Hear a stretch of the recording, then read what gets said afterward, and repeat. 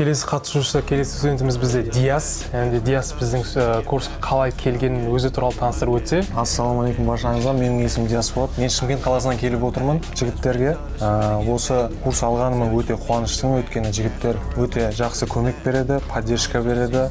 Қашан болса да, қандай нәтиже, жаман нәтиже болса да, мысалы, қолдайды. Әсіресе Дамир жақсы қолдайды. Дамир бізде мастер психологии.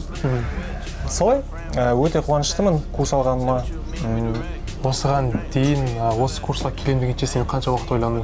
Бұл курста шынымды айтқанда мен басында эфирден көріп бастағанмын, барлығын жазда, бір август айында мен эфир көріп бастағанмын, сөйтіп қызығып, зоналар қайдан пайда болып жатыр, мысалы, қалай сауда жасалып жатыр деп ойланып, мен курс алғым келген, бірақ та онша мүмкіндік болмады келуге. Енді осы мүмкіндік болған кезде келіп тұрмын, жаздан бері көріп, эфирден ойлап жатқам негізі. Зона сызу оңай ма екен? Зона сызу оңай нәрсе, негізі маңызды сол тек қана зона сызу, және де оны дұрыс анықтау, басынан бері дұрыс үйреніп келсең, қалған бәрі оңай болады екен. Соған көзім жетті.